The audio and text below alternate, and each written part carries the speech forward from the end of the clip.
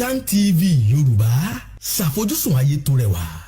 Fún mi ní Bíbélì ìràwọ̀ ayọ̀ láti máa yọ̀ wá fẹ́ni tí jíǹgbé, kò sí ìjì tí ó lè bòdì dán rẹ̀. Jésù ti gbà àwọn tó ti sọnù. Fún mi Bíbélì ìròyìn mímọ́ dídán, mọ́lẹ̀ rẹ̀ yóò tọ́ mi lọ́nà tòrò. Ẹ̀kọ́ ìlérí òfin ìfẹ́ papọ̀, kóru tó kọjá sọ́jà ìnípẹ̀kun. A kí yín káàbọ̀ sí ètò yín, ètò wa Jẹ́ kí Bíbélì sọ̀rọ̀, ètò tí ìjọ Kristi lóńdó àti ìjọ Kristi níbi gbogbo tí wọ́n ń ṣe olùgbọ̀wọ́ rẹ̀. Orúkọ tèmi ò yí padà, Fáṣọ̀nù Victor, Ajínrere Kristi. Kí a tó tẹ̀síwájú nínú ẹ̀kọ́ tí a fẹ́ kọ́ lónìí, jẹ́ kí a tẹríba nígbà tí à ń gbàdúrà sí Ọlọ́run ẹlẹ́dàá wa. Olúwa, Olúwa, Olúwa wa, orúkọ yín ti ní ìtò ní ọ̀run àti ní ayé. A dúpẹ́ lọ́wọ́ yín torí pé ẹ̀yin níbi ìsáde wa, ẹ̀yin ní asà àti òdì fún wa. Ọlọ́run agbẹ́yìnjà fún wákàtí yìí tẹ́ mójú wa rí láyàtà láàfíà. Ògo ni forúkọ yín títí láéláé. Ọlọ́run ẹ gba ọpẹ́ wa, ẹ bá wa sọ̀rọ̀ lónìí, ẹ kọ́ wa mọ̀ ọ́ ṣe, kí ìfẹ́ yín ó di mímọ̀ nínú ayé wa. Ní orúkọ Jésù Kristi náà, Olúwa àti olùgbàlà wa, àmín. Lẹ́ẹ̀kan sí a kí yín káàbọ̀ sí ètò yìí, ètò wa Jẹ́ kí Bíbélì sọ̀rọ̀, ètò tí ìjọ Kristi lóńdó àti ìjọ Kristi ní gbogbo tí wọ́n ń ṣe olùgbọ̀wọ́ rẹ̀. A fi ògo, ọlá, agbára àti ìyìn fún Ọlọ́run ẹlẹ́dàá wa, fún oore ọ̀fẹ́ aláìlẹ́gbẹ́ àti ìbùkún aláìlópin tá à ń rí gbà lọ́dọ̀ Ọlọ́run ẹlẹ́dàá wa nígbà gbogbo, lọ́nà gbogbo àti níbi gbogbo. Ọlọ́run wa ẹ ṣeun. Àtúntò ti dé gẹ́gẹ́ bí a ṣe ń dé láti mú àwọn kókó ẹ̀kọ́ wá síwájú, ìkájọ́ máa gbé wọn yẹ̀wò pẹ̀lú àgbékalẹ̀ Bíbélì, ohun tí ọ̀rọ̀ Ọlọ́run ti gbé kalẹ̀ gẹ́gẹ́ bí àṣẹ. Tẹ́ ẹ bá nígbàgbé, à ń kọ́ ẹ̀kọ́ kan lọ ní ọ̀sẹ̀ tí ó kọjá lọ. A ò dẹ̀ kọ́ ẹ̀kọ́ náà parí, la fi sọ pé pẹ̀lú oore ọ̀fẹ́ àti wàláàyè Ọlọ́run, tó bá tún di ìgbà mìíràn tá a tún fi rẹ pàdé, a ó parí ẹ̀kọ́ náà. Kí ni kókó ẹ̀kọ́ náà tí à ń kọ́? Òun ni ǹjẹ́ ọ̀run àpáàdé ń bẹ? Àwọn olóyìnbá sọ pé is hell real? Ǹjẹ́ ọ̀run àpáàdé ń bẹ? N ta kẹ́kọ̀ọ́ lé lórí ní ọ̀sẹ̀ tí ó kọjá lọ ni. Ní ìgbà tá a gbé ẹ̀kọ́ náà kalẹ̀, a sọ fún wa pé n tá a pè ní ọ̀run àpáàdé, kí ni Jésù Kristi Olúwa wa sọ nípa rẹ̀? Ǹjẹ́ a tilẹ̀ kọ́ wa lẹ́kọ̀ọ́ nípa ọ̀run àpáàdé nínú Bíbélì bí? Àríkà adẹ̀ ti kà á sí wa létí ogbó ẹsẹ̀ Bíbélì èyí tí Jésù Kristi Olúwa wa kẹ́kọ̀ọ́ nípa ọ̀run àpáàdé ní ọ̀sẹ̀ tó kọjá lọ. Àti kẹ́kọ̀ọ́ àti wo Bíbélì lẹ́yọ kọ̀ọ̀kan, gbogbo ẹsẹ̀ Bíbélì tí Kristi kẹ́kọ̀ọ́ nípa ọ̀run àpáàdé àti kọ́ wa. A tún wá ń tẹ̀síwájú nínú ẹ̀kọ́ náà, àwa tún ń béèrè pé kí ni àpèjúwe tí Bíbélì gbé kalẹ̀ nípa ọ̀run àpáàdé. Ibi tá a ti mú ẹ̀kọ́ yẹn tá a mú dádé lórí sí ojú kan ní ọ̀sẹ̀ tí ó kọjá lọ. Ohun àkọ́kọ́ tá a sọ pé àpèjúwe ọ̀run àpáàdé, àwọn olóyìnbá sọ pé description. Àpèjúwe ọ̀run àpáàdé, àpèjúwe àkọ́kọ́ òun ni pé a sọ pé níbi ìjìyà, àwọn olóyìnbá sọ pé a place of punishment. Níbi ìjìyà la pè ọ̀run àpáàdé. Ibi èkejì èyí tí a pè ó ní níbi ìdálẹ́bi, a place of condemnation, níbi tá a ti ń dáni lẹ́bi. A dẹ̀ ti wo àwọn ẹsẹ̀ Bíbélì. Ìkẹta tá a ti dúró nínú rẹ̀ ni níbi ìparun, a place of destruction. Níbẹ̀ la ti dáni dúró ní ọ̀sẹ̀ tí ó kọjá lọ.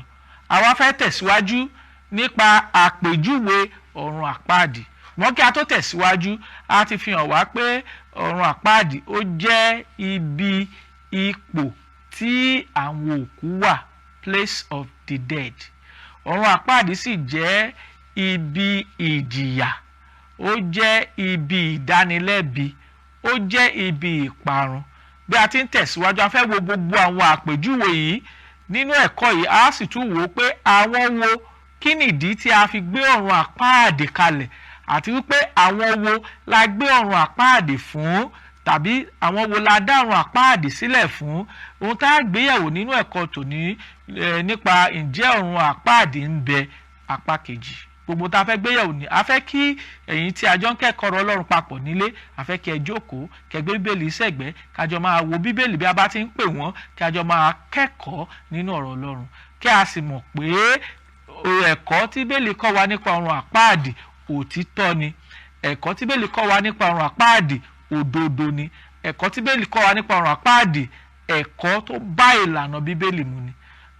Ẹ̀kọ́ yìí sì ni Ọlọ́run fẹ́ kí olúkúlùkù àwọn ènìyàn lódì kó máa rò ó nípa rẹ̀ ní ìgbà gbogbo, kí a lè gbé ìgbé ayé tí Ọlọ́run ń béèrè lọ́wọ́ wa ní ìwà láàyè wa, kí a má bàa fi ìjọba ọ̀run àpáàdì ṣèrè.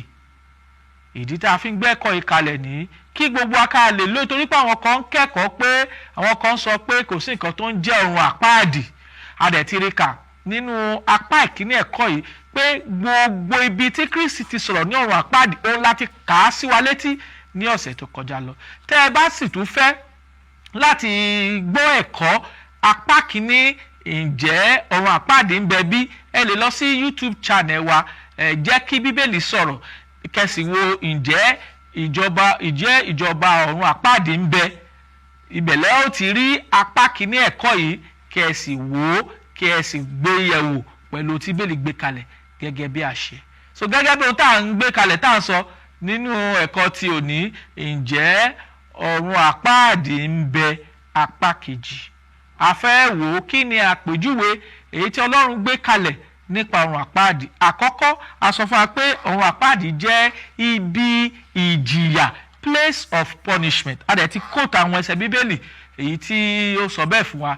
Èkejì, a sọ pé ọ̀run àpáàdì jẹ́ ibi ìdálẹ́bi, a place of condemnation, níbi tá a ti ń dá àwọn tí ò dúró nínú òtítọ́ Bíbélì, tí wọn ò dúró nínú èrè Kristi, tí wọn ò sì dúró nínú ìfẹ́ Ọlọ́run, níbi tá a ti ń dá wọn lẹ́bi. Níbẹ̀ náà ni wọ́n ó ti lo ayérayé wọn pẹ̀lú Ọlọ́run. Má sọ pé irọ́ ni, torí àgbékalẹ̀ Bíbélì, àgbékalẹ̀ ọ̀rọ̀ Ọlọ́run òtítọ́ ni. Òtítọ́ ni ọ̀rọ̀ náà, ó sì yẹ fún ìtẹ́wọ́gbà pé Jésù Kristi wá sínú ayé yìí láti gba ẹlẹ́ṣẹ̀ là. Ní èyí tí mo jẹ́ àgbà, Tímótì kínní orí ìkíní ẹsẹ̀ 15 ló kọ́ wa bẹ́ẹ̀. 1 Timothy chapter 1 verse 15 ló kọ́ wa bẹ́ẹ̀ pé òtítọ́ ni ọ̀rọ̀ náà, ó sì yẹ fún ìtẹ́wọ́gbà pé Jésù Kristi wá sínú ayé yìí láti wá gba ẹlẹ́ṣẹ̀ là. Ní èyí tí mo jẹ́ àgbà. So ọ̀run àpáàdì àpèjúwe rẹ̀ òun là ń gbéyẹ̀wò lọ́wọ́, a sì ti wo mẹ́ta. Ẹ ká wá wo ibi ìkẹrin, àpèjúwe ọ̀run àpáàdì ìkẹrin tí a fi àpèjúwe ọ̀run àpáàdì wé. A sọ pé níbi tí iná àìlópin níbi tí ó ti ń jó. Àwọn olóyìnbá sọ pé a place of fiery torment, níbi iná àìlópin tó ti ń jó àti ìjìyà àìlópin. Kí ni Bíbélì sọ fún wa? Ẹ ká wo ìwé Matthew orí 18 nígbà tá a kíyèsí ẹsẹ̀ 8. Matthew orí 18 nígbà tá a wo ẹsẹ̀ 8. Kí ni Bíbélì pé àpèjúwe la fi pe ọ̀run àpáàdì níbí yìí? Ẹ ká gbọ́n tọ̀rọ̀ Ọlọ́run sọ. Ó ní bí ọwọ́ rẹ tàbí ẹsẹ̀ rẹ bá mú ọ kọsẹ̀, ké e kúrò, ó sì sọ kí o sì sọ ọ́ nù. Ó sàn fún ọ kí a ṣe àkàwọ̀ tàbí àkẹsẹ̀ lọ sínú ìyè ju kí o ní ọwọ́ méjì tàbí ẹsẹ̀ méjì kí a gbé ọ jù sínú iná àìlópin. Níbi àti dárúkọ iná àìlópin. So níbí yìí ó ń fi àpèjúwe ọ̀run àpáàdì wé níbi tí iná ti ń jó, tí kò sì sí òpin fún iná náà, kò sí tí yóò pa iná náà. Ibi ìjìyà òun ni àgbékalẹ̀ tí Ọlọ́run gbé kalẹ̀, tàbí àpèjúwe tí Ọlọ́run fi inú ìjọba àwọn àpáàdì wé Mátíù orí 18 ẹsẹ̀ 8 ló fi ẹsẹ̀ rẹ̀ múlẹ̀ fún wa. Nígbà tá a tún kè sí ìwé Mátíù orí 25 Mátíù 25, nígbà tá a wò ó láti ẹsẹ̀ 41 Matthew 25 verse 41, kí ni Bíbélì sọ? Ẹ ká gbọ́ ohun tí ọ̀rọ̀ Ọlọ́run sọ níbí yìí. Ó ní nígbà náà ni yóò sì wí fún àwọn tó wà ní ọwọ́ òsì pé ẹ lọ kúrò lọ́dọ̀ mi ẹ̀yin ẹni ègún sínú iná àìlópin tí a ti pèsè sílẹ̀ fún èṣù àti àwọn áńgẹ́lì rẹ̀. So níbí yìí a tún ti rí kà pé àpèjúwe tí a pè ọ̀run àpáàdì ó ní àpèjúwe níbi tí iná àìlópin ti ń jó. A sì kà á níbí yìí ìwé Mátíù orí ìkarùndínlọ́gbọ̀n 25 ẹsẹ̀ kọkànléní ogójì 41 pé a ti pèsè iná ọ̀run àpáàdì fún èṣù àti àwọn áńgẹ́lì rẹ̀ àtàwọn tí kò dúró nínú ìyìnrere Kristi tí wọn ò sì gba Ọlọ́run gbọ́. So a ti tún rí àpèjúwe ìkẹrin tí a fi iná ọ̀run àpáàdì tàbí ọ̀run àpáàdì tí a fi wé. Ẹ ká tẹ̀síwájú sí a tún sọ pé ọ̀run àpáàdì ó jẹ́ ibi òkùnkùn. Àwọn olóyìnbó sọ pé a place of darkness. Ó jẹ́ ibi òkùnkùn tí kò sí ìmọ́lẹ̀ kan níbẹ̀. Ẹ ká padà sínú ìwé Mátíù orí ìkẹjọ. Mátíù orí ìkẹjọ nígbà tá a kíyèsí ẹsẹ̀ ìkejìlá kí ni Bíbélì kọ wá níbẹ̀. Mátíù orí ìkẹjọ nígbà tá a kíyèsí ẹsẹ̀ ìkejìlá kí ni Bíbélì kọ wá. Ẹ gbọ́ o. Ó ní ṣùgbọ́n àwọn ọmọ ilé ọba la ó sọ sínú òkùnkùn lóde níbẹ̀ ni ẹkún ohun ìpayín keke yóò gbé wà. Ẹ wo àlàyé tí Bíbélì ṣe ní ìwé Mátíù orí ìkẹjọ nígbà tá a kíyèsí ẹsẹ̀ kejìlá. Ẹsẹ̀ kejìlá yìí sọ pé àwọn ọmọ ìjọba àwọn ọmọ ilẹ̀ ọba ọ̀run la ó sọ sínú òkùnkùn lóde. A fi ọ̀run àpáàdì wé bí òkùnkùn níbẹ̀ ni ẹkún ohun ìpayín keke yóò gbé wà. Ìyẹn túmọ̀ sí pé àwọn Júù tí a ti torí wọn tí Kristi torí wọn wá àti gbogbo ilẹ̀ àgbáyé tí wọn kò bá gba ìyìn Kristi gbọ́ àwọn nípa ìbí wọ́n jẹ́ ẹni tó lẹ́tọ̀ọ́ sí ìjọba Ọlọ́run. Ṣùgbọ́n tí wọn kò bá gbà á sọ fún wọn pé a ó jù wọ́n sínú adágún iná níbi tí òkùnkùn tí ó gbé wà. A sì sọ fún wa nínú ẹsẹ̀ ọ̀rọ̀ Ọlọ́run pé níbẹ̀ ni ẹkún ohun ìpayín keke yóò gbé wà. tó àlàyé tí a fi wé ọ̀run àpáàdì nìyí gẹ́gẹ́ bí a ti ń sọ fún wa. A fi wé ibi ìjìyà, a sọ fún wa pé a fi wé ibi ìdálẹ́bi, a fi wé ibi ìparun, a fi wé ibi tí iná àìlópin ti ń jó, a fi wé ibi òkùnkùn bírímù pẹ̀lú àwọn ẹsẹ̀ ọ̀rọ̀ Ọlọ́run èyí tí a ti kà sí wa létí. Ìkẹyìn nínú àfiwé tá a fi ọ̀run àpáàdì wé ó ní níbi ìpayín keke, níbi tí ẹkún àti ìpayín keke wà, anguish.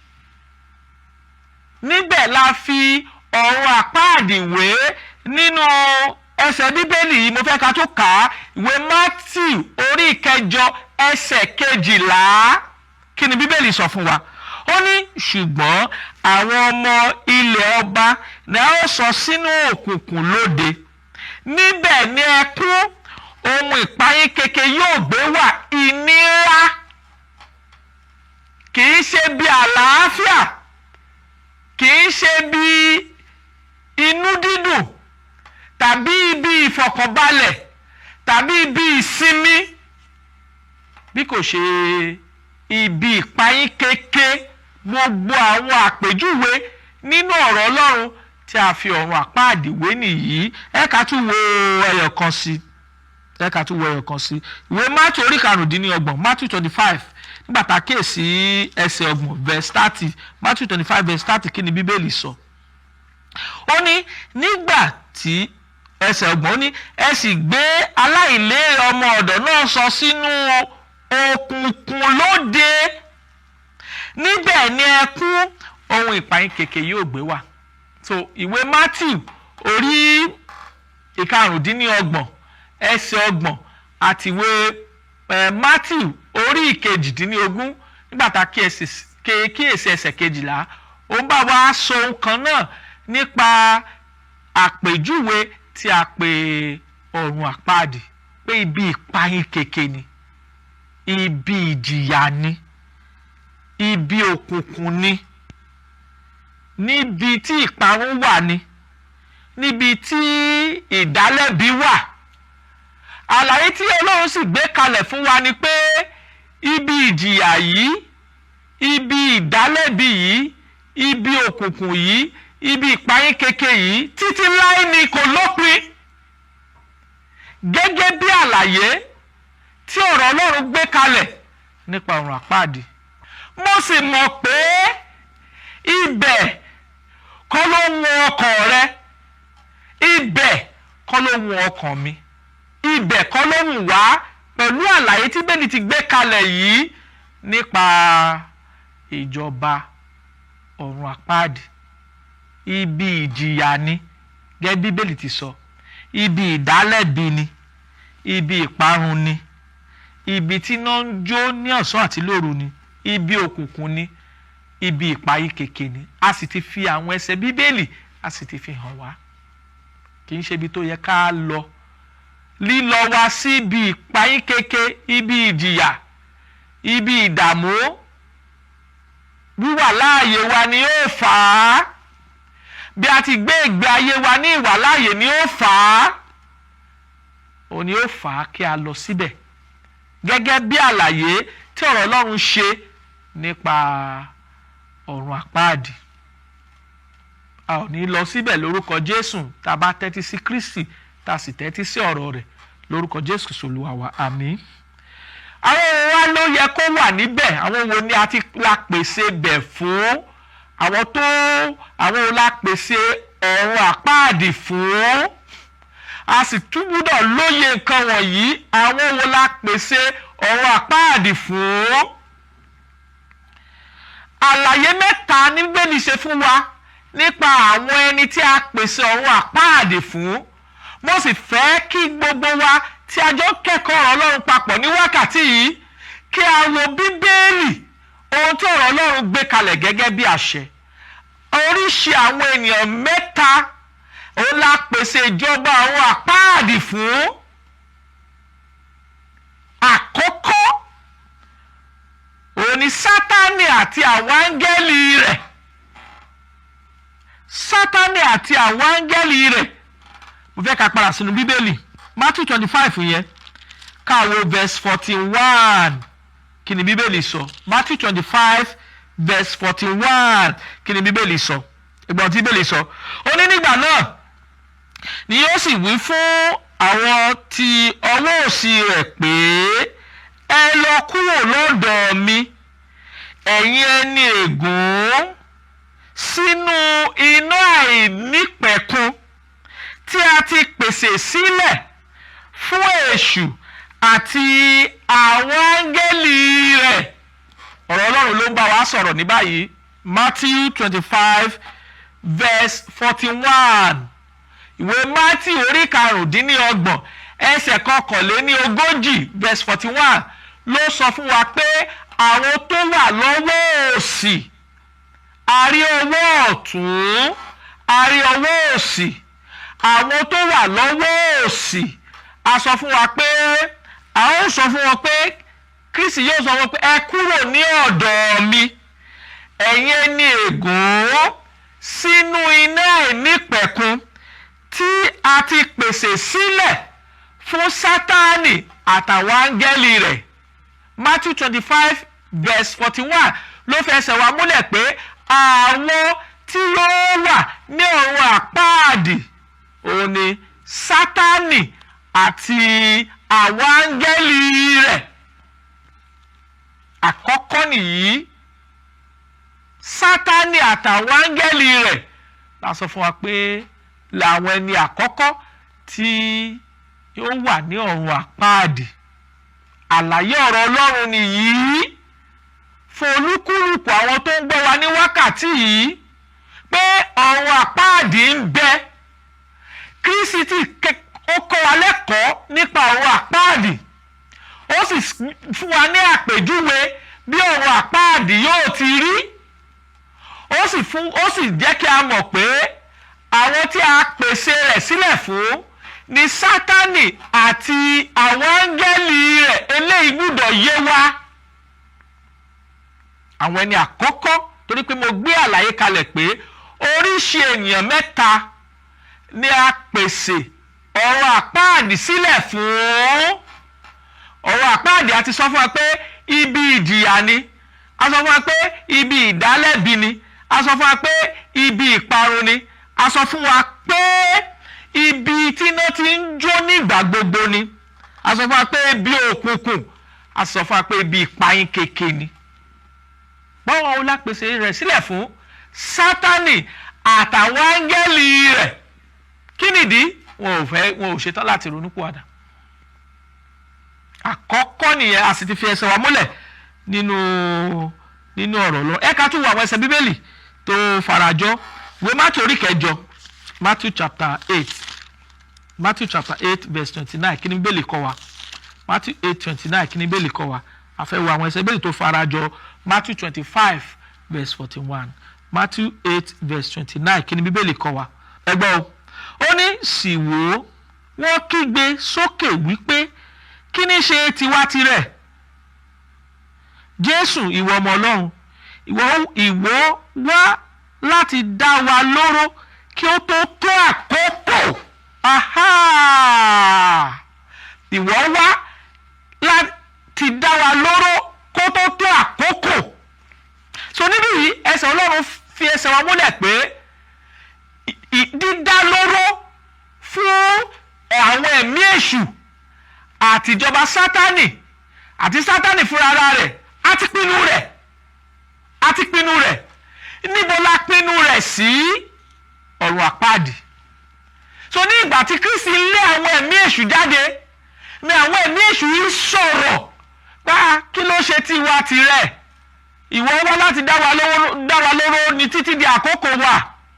Àlàyé tí àwọn ẹ̀mí búburú, àwọn ẹ̀mí èṣù yìí tí wọ́n sọ fún Kristi nígbà tó ń lé àwọn ẹ̀mí èṣù jáde. Àpèjúwe àlàyé kejì tó farapẹ́ Matthew 25 verse 41 nìyí. Ká tún wòwe Pétérù kejì orí kejì pàtàkìyèsí ẹsẹ̀ ìkẹrin, kí ni Bíbélì kọ́ wa? 2 Peter chapter 2 verse 4, kí ni ọ̀rọ̀ Ọlọ́run sọ fún wa? 2 Peter chapter 2 verse 4, 2 verse 4, kí ni Bíbélì sọ? Ẹ gbọ́ ohun tọ́rọ̀ Ọlọ́run sọ. Nítorí pé bí Ọlọ́run kò bá dá àwọn áńgẹ́lì tí wọ́n ṣẹ̀, ṣùgbọ́n tí ó sọ wọ́n sí ìsàlẹ̀ ọ̀run àpáàdì, tí ó sì fi wọ́n sínú ọ̀gbun òkùnkùn bíríbírí, àwọn tí a pa wọ́n dé ìdájọ́. Àpèjúwe ọ̀rọ̀ Ọlọ́run nìyí tó ń jẹ́ kí a mọ̀ pé Pétérù kejì orí kejì ẹsẹ̀ kẹrin tó tún fi ẹsẹ̀ wa múlẹ̀ pé ọ̀run àpáàdì, àwọn wo ló yẹ kó wà níbẹ̀? Sátánì àtàwọn áńgẹ́lì rẹ̀, àti pamọ́ fún ìdájọ́ tọ́rọ̀ Ọlọ́run sọ nìyí. Ilé sì gbọ́dọ̀ yé wa bí a ti ń tẹ̀síwájú láti mọ Ọlọ́run, láti dúró nínú ìfẹ́ Ọlọ́run, láti ṣe ní ìbámu pẹ̀lú ọ̀rọ̀ tó Olúwa gbé kalẹ̀. Ọ̀run àpáàdì ń bẹ, ibi ìjìyà ni, ibi ìparun ni. Èkejì, àwọn wo ni ọ̀run àpáàdì tí a pèsè rẹ̀ fún, tàbí àwọn wo ni ó lọ síbẹ̀ gẹ́gẹ́ bí àgbékalẹ̀ Bíbélì tí ń ṣe ọ̀rọ̀ mímọ́ Olúwa? Ní ìgbà tá a kíyèsí Tẹsalóníkà kejì orí ìkíní ẹsẹ̀ kẹsàn-án, ẹsẹ̀ keje sí ìkẹsàn-án, 2 Thessalonians chapter 1 verse 7 to 9, ó jẹ́ kí a mọ̀ pé àwọn tí kò mọ Ọlọ́run, ẹ ká gbọ́ ohun tí ọ̀rọ̀ Ọlọ́run sọ. Tẹsalóníkà ìkejì orí ìkíní, kí ni Bíbélì kọ́ wa? A ó wá kà á ẹsẹ̀ 7 sí 9 ká gbọ́ tọ̀rọ̀ Ọlọ́run sọ. Ó ní àti fún yín tí à ń pọ́n lójú ìsinmi pẹ̀lú wà ní ìgbà ìfarahàn Jésù Olúwa láti ọ̀run wá nínú ọ̀wọ́ iná pẹ̀lú àwọn áńgẹ́lì alágbára rẹ̀, ẹni tí yóò sọ ẹ̀san fún àwọn tí kò mọ Ọlọ́run tí wọn kò sì gba ìrere Jésù Olúwa wa gbọ́, àwọn ẹni tí yóò jìyà ìparun àìnípẹ̀kun láti iwájú Olúwa wá àti láti inú ògo agbára rẹ̀. Àwọn tí kò mọ Ọlọ́run, à ń fi ẹsẹ̀ wa múlẹ̀ pé àwọn wo ni a pèsè ọ̀run àpáàdì fún. A sọ fún wa pé nígbà tá a ka Tẹsalóníkà kejì orí 1 ẹsẹ̀ 7 sí 9, a fi ẹsẹ̀ wa múlẹ̀ nínú ọ̀rọ̀ Ọlọ́run pé Jésù nígbà tí ó bá ń bọ̀ pẹ̀lú àwọn áńgẹ́lì alágbára rẹ̀ yóò wá sọ ẹ̀san fún àwọn tí kò mọ Ọlọ́run. Àwọn tí kò mọ Ọlọ́run. Àwọn tí kò mọ Ọlọ́run. Ìkẹta, a rí kà pé àwọn tí kò gba ìrere Jésù Olúwa wa gbọ́ yóò san wọ́n lẹ́san bákan náà. Ẹsẹ̀ kan náà á tún kà sí wa létí. Tẹsalóníkà kejì orí 1 ẹsẹ̀ 7 sí 9 kí ni Bíbélì sọ. Àti fún yín tí à ń pọ́n lójú ìsinmi pẹ̀lú wà ní ìgbà ìfarahàn Jésù láti ọ̀run wá nínú ọ̀wọ́ iná pẹ̀lú áńgẹ́lì alágbára rẹ̀, yóò sọ ẹ̀san fún àwọn tí kò mọ Ọlọ́run tí wọn kò sì gba ìrere Jésù Kristi Olúwa wa gbọ́, àwọn ẹni tí yóò jìyà ìparun aláìnípẹ̀kun láti iwájú Olúwa wá àti láti inú ògo agbára rẹ̀. Àwọn tí kò mọ ìrere Kristi, àwọn tí kò gba ìrere Kristi gbọ́, tí wọ́n gbàgbọ́ pé Kristi kú àsìkò rẹ̀ ó sì jíǹde ní ìjọ́ kẹta. Àwọn tí kò gbàgbọ́ nípa ètò ìgbàlà Ọlọ́run, kán gbàgbọ́, kán ronú padà, kán fẹnu ara wọn jẹ́wọ́ ìgbàgbọ́ pé Jésù Kristi ọmọ Ọlọ́run ní ṣe kàsì baptisi wọn. Àwọn wọ̀nyí la sọ fún wa pé ọ̀run àpáàdé ń bẹ fún. Sátánì àtàwọn ọmọ ogun rẹ̀ àti fẹsẹ̀ bẹ́ẹ̀lì hàn wá. Àwọn tí kò mọ Ọlọ́run, àwọn tí kò gbà ìrere Kristi gbọ́, tí wọn ò dó nínú ẹ̀kọ́ àti ìlànà tó Olúwa gbé kalẹ̀, àwọn ìlà sọ fún wa pé yóò nípa àtìpín nínú ìjọba ọ̀run àpáàdì tí ń jó, tí ń finá jó lọ́sàn-án àti lóru. Báwo la ṣe lè bọ́? Èyí tẹ́ ń gbọ́ mi lónìí tẹ́ ò mọ Ọlọ́run, tẹ́ ò sì gbà ìrere Kristi gbọ́, báwo la ó ṣe bọ́? Nítorí pé Ọlọ́run fẹ́ ká bọ́ lọ́wọ́ èṣù, lọ́wọ́ ẹ̀ṣẹ̀, lọ́wọ́ ìjọba ọ̀run àpáàdì. Kí la gbọ́dọ̀ ṣe? Ohun tá a gbọ́dọ̀ ṣe nípa a gbọ́dọ̀ gbà ìrere Kristi gbọ́. A gbọ́dọ̀ gbàgbọ́ pé Kristi kú àsìkò rẹ̀ ó sì jíǹde ní ìjọ́ kẹta. A gbọ́dọ̀ gbàgbọ́ pé ìrere yìí òun la gbọ́dọ̀ gbàgbọ́. A gbọ́dọ̀ ronúpìwàdà kúrò nínú ìgbé ayé ẹ̀ṣẹ̀ wa. Pétérù kejì orí 4 ẹsẹ̀ 9, Olúwa kò fi lè rẹ̀ jáfara gẹ́gẹ́ bí àwọn olùmíràn ti ń ka jáfara, ṣùgbọ́n mú sùúrù fún yín tí kò fẹ́ kẹ́nikẹ́ni ó ṣègbé bí kò yẹ kó wá sí ìrònúpìwàdà. A gbọ́dọ̀ ronúpìwàdà kúrò nínú ìgbé ayé ẹ̀ṣẹ̀, ìgbé ayé àìgbàgbọ́ nípa Jésù Kristi pé ọmọ Ọlọ́run ní í ṣe. A gbọ́dọ̀ fẹ́nu ara wa jẹ́wọ́ ìgbàgbọ́ pé Jésù ọmọ Ọlọ́run ní í ṣe. Ẹnikẹ́ni tó bá jẹ́wọ́ mi níwájú ènìyàn, olè mi yóò jẹ́wọ́ níwájú bàbá mi tí ń bẹ lọ́run. Ẹnikẹ́ni tó bá sẹ́ mi níwájú ènìyàn, olè mi yóò sẹ́ níwájú bàbá mi tí ń bẹ lọ́run. A gbọ́dọ̀ jọ̀wọ́ ara wa fún ìrìbọmi. We must be baptized. Gẹ́gẹ́ bí ẹ̀kọ́ Kristi, Mark 16:16, ẹni tí ó bá gbàgbọ́ tí a sì baptisi rẹ̀ òní yóò là, ẹni tí kò bá gbàgbọ́ yóò jẹ̀bi. A ó sì baptisi wa sínú ara Kristi, sínú ìjọ Kristi, ìjọ kan ṣoṣo tá a rí àgbékalẹ̀ rẹ̀ nínú ọ̀rọ̀ mímọ́ Olúwa. Níbẹ̀ lọ́lọ́run fẹ́ kí adẹ́ni ìgbàlà sí. A wà ní ìrètí ìyè àìnípẹ̀kun nínú Ọlọ́run. Ohun tọ́lọ́run ní ká ṣe nìyí, tá a fi bọ́ lọ́wọ́ ìjọba ọ̀run àpáàdì, tá a sì fi di ẹ̀dá tuntun nínú Ọlọ́run. Olúwa yóò ràn wá lọ́wọ́ lórúkọ Jésù. Olúwa yóò kọ́ wa mọ̀ ṣe. Ẹ má ṣe jẹ́ ká gbàgbé ọ̀run àpáàdì ń bẹ. Kristi ti sọ̀rọ̀ nípa rẹ̀. A fi ọ̀pọ̀lọpọ̀ àpèjúwe hàn wá nínú ọ̀rọ̀ Ọlọ́run yìí tá a ti kọ́ wa. A sọ fún wa pé àwọn tí yóò lọ síbẹ̀, èṣù àtàwọn ọmọ ogun rẹ̀, àwọn tí kò gba Ọlọ́run gbọ́ àtàwọn tí kò gba ìrere Kristi gbọ́. Èyí tá a rí kà nínú ìwé Tẹsalóníkà kejì orí kìíní ẹsẹ̀ keje sí ìkẹsàn. Olúwa yóò ràn wá lọ́wọ́ láti pinnu.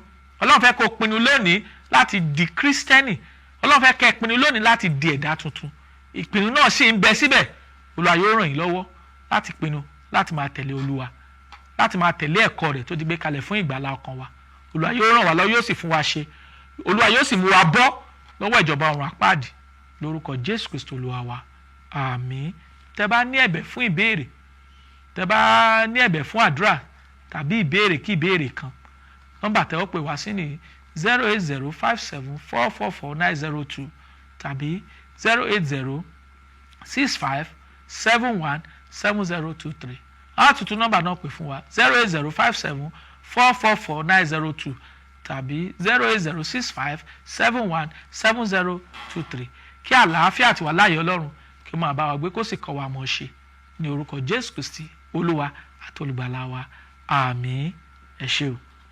Fún mi ní Bíbélì ìràwọ̀ ayọ̀ láti máa yọ̀ wá fẹ́ni tí jíǹde, kò sí ìjì tí ó lè bòdì dán rẹ̀. Jésù ti gbà àwọn tó ti sọnù. Fún mi Bíbélì ìròyìn mímọ́ dídán, mọ́lẹ̀ rẹ̀ yóò tọ́ mi lọ́nà tòrò.